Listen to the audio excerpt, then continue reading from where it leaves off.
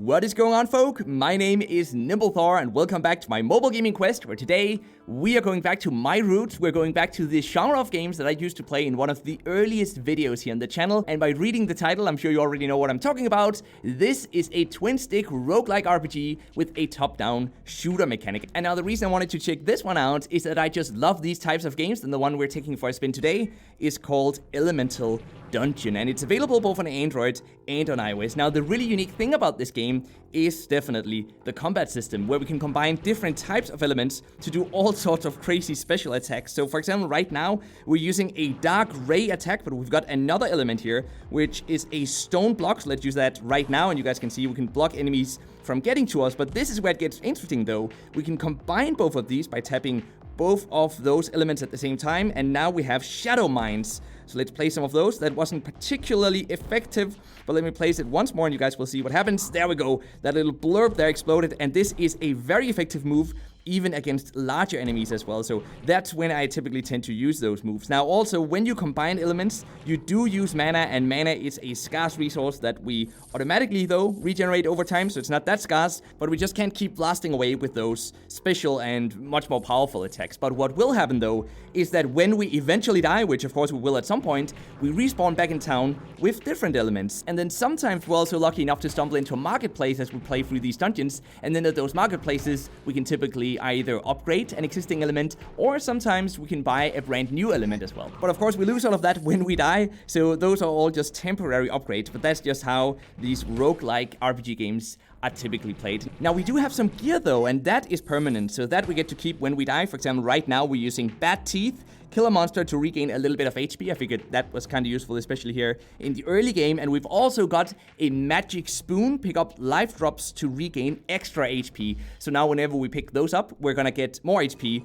than we would without this item. And after this level, we might go back in town to see if maybe, with a bit of luck, we've killed enough enemies to unlock room for more items, because that's how you currently unlock more item slots, is you just have to kill enough monsters. And of course, this is a way for the game developers to make us feel as we're progressing as we play through this game. But if you don't want to wait, though, you can also choose to spend some of the game's premium currency, and we'll get back to the monetization, but you can spend some of that on just unlocking more of these elements immediately. Now, as for the art style, don't let the pixel art fool you guys. The game is actually rather polished, and once you start looking at the UI and game menu back in town, you'll really see that. And I also really like all the effects when we use our abilities, such as this one here, for example, or even just the stone block, which is one of the more simple attacks that in and of itself just looks great. Now, just in case you're new to roguelike RPGs, we basically just have to keep fighting like we're doing right now, and then eventually we die, because that will happen eventually. The monsters will keep coming, the bosses will become stronger and stronger, and eventually we die. And then when we respawn to give it another attempt, which is what we will do, because we gotta see if we can actually complete all of the levels and all of the bosses, then all of the maps will be different, because they are randomly generated every single time, and that's what keeps the game fresh.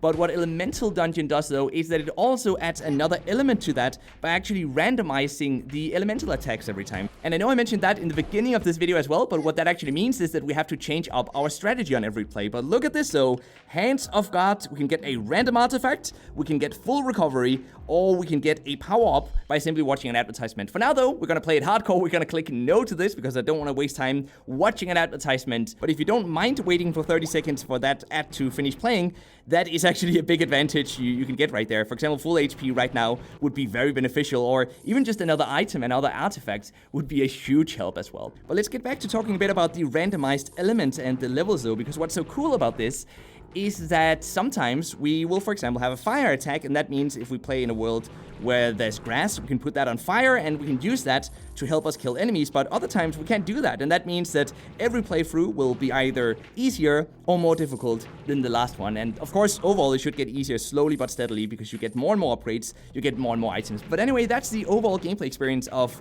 well, not only this game, but pretty much all of these roguelike RPG games, especially on mobile. It's just a nice overall experience, and I'm enjoying playing it a lot. And it really reminds me of Soul Knight, which was the game that I mentioned in the beginning, one of the very early mobile games I played here on the channel. Now look at this. This is where we've got grass, so this is where it would be very useful if we had a fire attack. We don't, though, but what we do have are these mines, so let's deploy those, and let's see if we can lure the enemies over them. Yes, okay, that wasn't too bad. Let's try doing that once more. Oh, we're running too slowly, Okay, wait, how on earth are we gonna lure them down there? That wasn't the best setup. Let's see. Aren't they dealing any damage to them? They're actually not dealing too much damage, so maybe these units just have a lot of HP, or maybe they have some sort of elemental defense that I'm not aware of. But for now, let's see if we can take them out with stones instead. Just smashing them in the head with stones. It looks like the Dark Ray is currently our strongest element. I really wish that we would unlock fire. I love the fire element, and that in combination with the rocks can create these nearly meteor-like strikes that are so powerful. But talking about Soul Knight though, and the many other roguelike RPGs out there, something that very positively surprised me about this game is that there's even a multiplayer mode, and we'll get back to that in a bit because now we have to focus. We found a shop here, so what can we buy? We can buy a raincoat, which makes us immune to wet. We can buy something that makes you feel phenomenal, okay, until the hangover kicks in. And we can buy a camera, take pictures. Everybody freeze, say cheese. Not really sure which of these would be the most beneficial. Maybe the raincoat, so let's buy that. And what can we get up here? Maybe we can... Oh, we can buy more of the pet that we just unlocked. Actually, the pet is this one, which is actually not a pet, but it seems to be a scarecrow-like creature instead, so maybe we can use that one. Brave Trial, we can't enter that yet, so there must be some monsters that we haven't defeated yet. All right, of course, there are more rooms up here. Wait, we can buy more stuff in here. That's so cool. So we can buy an upgrade to our stone blocks, or we can replace it with an ice arrow. So let's definitely buy that. Look at this one here. This is what I'm talking about. So now what sort of new attacks do we have? Well, if we combine this one and this one, we've got hail. Let's try that for a bit.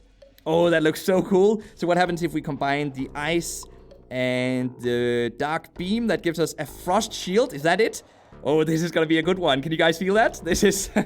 I feel like this is gonna be really powerful. So let's try combining the ice arrow and the rock to get hail. And let's try this out. Look at that. Look at that. Now, the enemies do run away, sadly, so maybe this is mostly beneficial at a boss, which I think we'll get to eventually, probably very soon.